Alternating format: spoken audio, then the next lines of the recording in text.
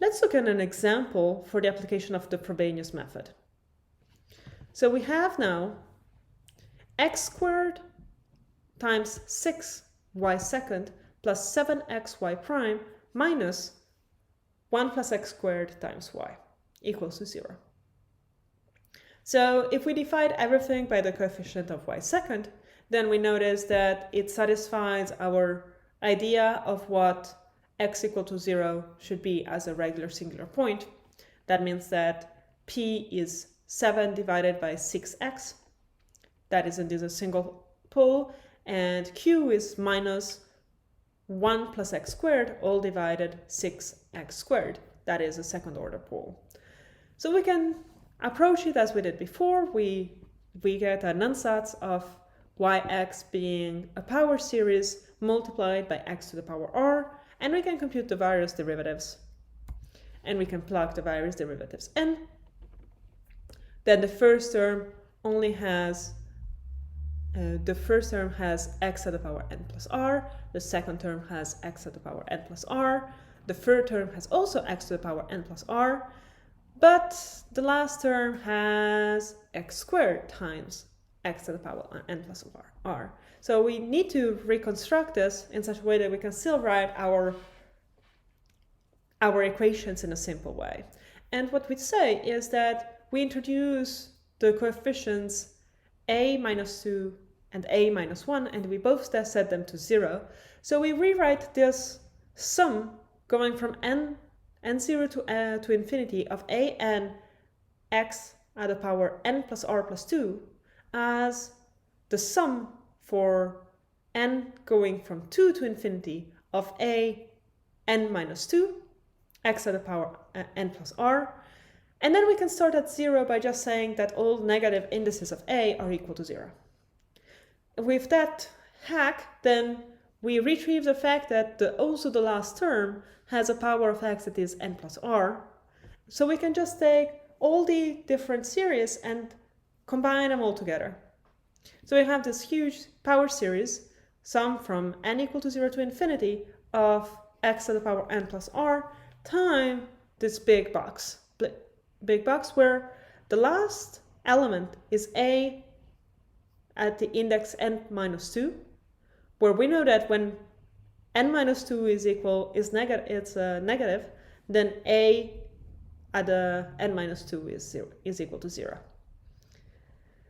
And as you can imagine, well, now we have something multiplied by an plus an minus 2, and we want all this power series to be equal to 0, so we know that each single coefficient of this power series needs to be equal to 0. So our next step is solving it. We can solve it as it's just a algebraic equation, so we can write it as an equals 1 over something times an minus 2.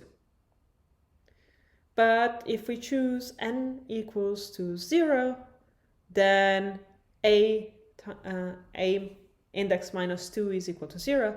So a0 is equal to something times 0, so a0 is equal to 0. A minus 1 is also equal to 0, so a1 is equal to 0. Does it mean that all coefficients need to be 0? This is not true, because the step we took is we could solve an equals coefficient times an minus 2 only if the denominator is non-zero. That is, in order to have non-trivial solutions, we need that the coefficient for a0 to be different than 0, to be equal to 0. So we set n equal to 0, and we have 6r times r minus 1 plus 7r minus 1 all equal to 0. And this is the initial equation for our problem. And then we can solve it, and we can retrieve that the two possible solutions are 1 over 3 and minus 1/2. They are different, and they're different by something that is not an integer, so we're good, we can go on.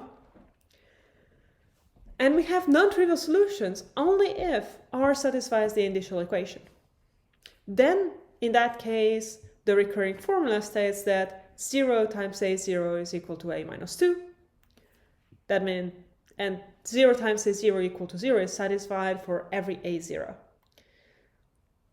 And since we have found two values of r, then we know that we can build a solution yx as the sum of the two components.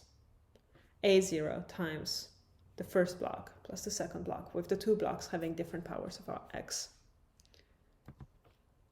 So let's have a brief overview of the steps we have taken.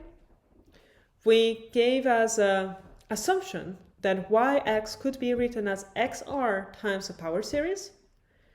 Then, in order to solve our equation, we had to find the initial equation. We had to solve it. We had to write the recursive formula, and then we could find the final solution being the sum of two power series with fixed r given the initial equation and different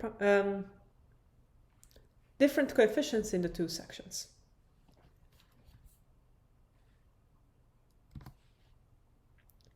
Let's note that x at the power r1 times a power series and x at the powers r2 times a power series are trivially linearly independent if r1 minus r2 is not an integer, as if we have. If the difference is an integer, then you have to be more careful. You need to look inside the power series to be sure that the two power series are linearly independent. We're not going to be going into that topic.